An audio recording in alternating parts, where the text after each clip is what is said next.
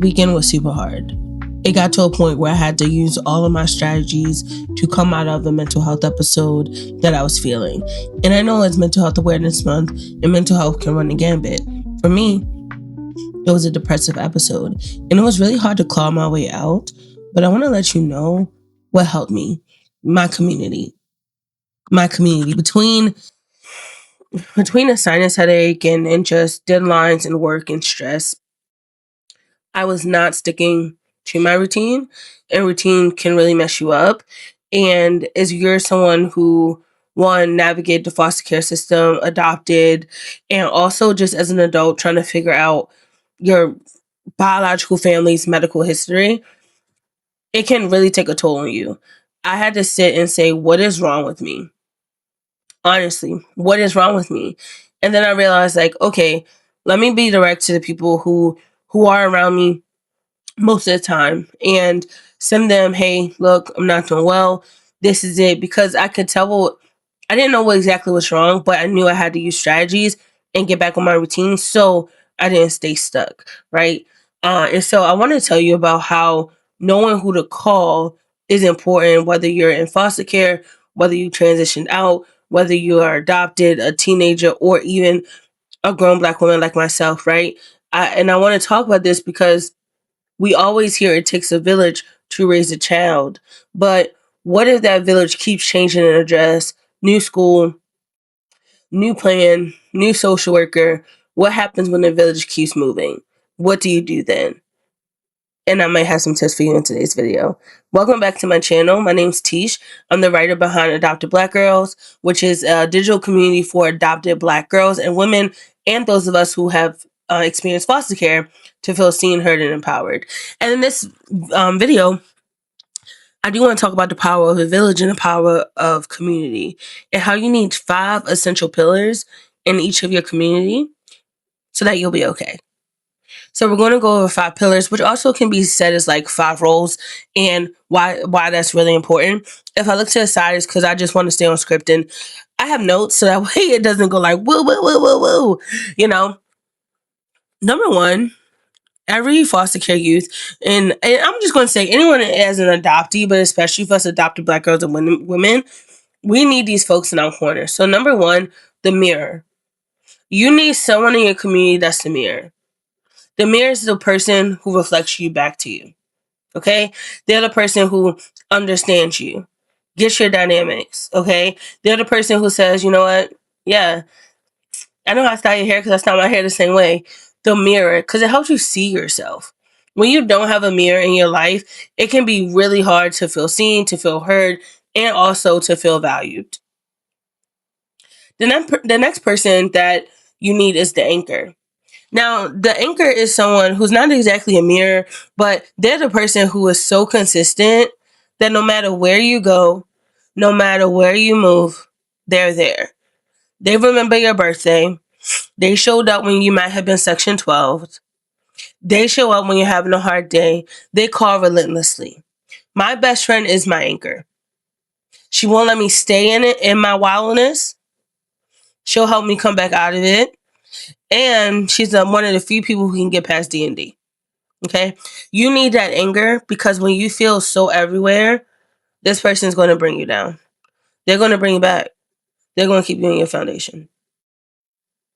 Number three is a navigator, and I believe every one of us needs a navigator. The navigator could be a former foster care youth, an adult adoptee friends. The navigator helps you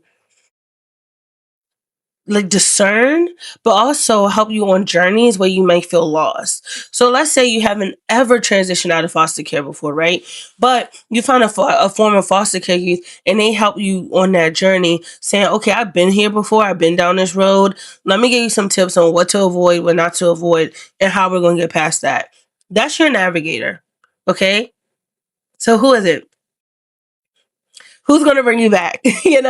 I always think about, when I think about the navigators in my life, I think about my older sister, and I think about how my anchor kept me there, but my navigator helped me to see next steps. And the 4th role is going to be your advocate. And it sounds just like it is. Who's your advocate? They're the ones who's going to make sure your voice is not is going to be heard. They're the ones who you're going to go to court with, who you're going to sit in meetings with, but also who's going to help you be your own megaphone. They're going to help you find your voice, stay firm in your voice, keep your boundaries, and also be able to navigate life's choices. We know adoption comes with a lot of trauma. We know there are things we have rarely spoke about. But when it's time to stick up for yourself, when it's time to hold yourself clear, how are you doing that? Perfect example. I've been very direct with people a lot lately in my life in the most kind way because I don't want anything to be misconstrued. And so I always used to try to protect other people's feelings at the expense of my own comfort.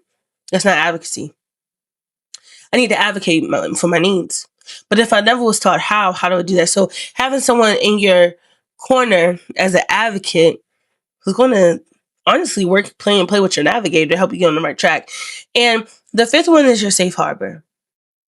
We don't always want to talk about what we've been through all the time with someone, right? So the safe harbor is someone who has nothing to do with your situation, who has no idea the child welfare system, who's not an adoptee, who's not in foster care. Your safe harbor person is a person that's just, you can just be you with.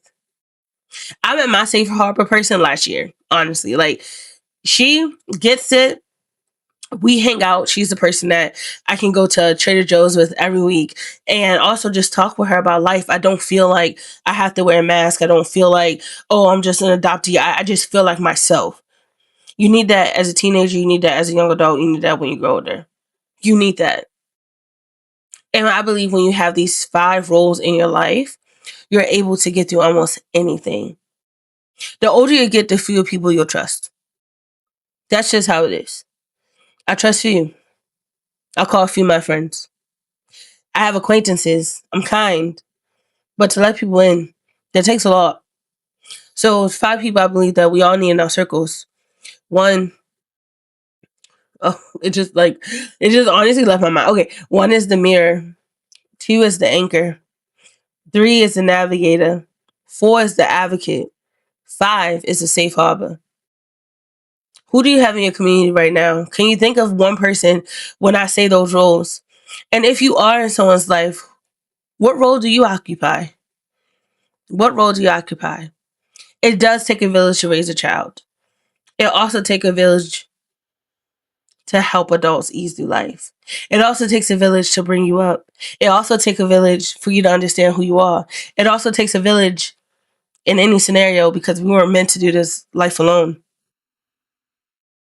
Thank you for listening for today's video. It may have brought up some things, so I want to be honest and say, not be honest, but, I'm not a mental health practitioner, so if you ever are feeling alone, if you're ever feeling like, you just can't today, please look at the resource in my description and also on the screen. You are loved, you are not alone, and you are so valued, and you matter. I know I'm not always 100%, but I know who to call when I'm not. And when I don't have anything to say, I've become comfortable sitting in silence with another person, a person I trust.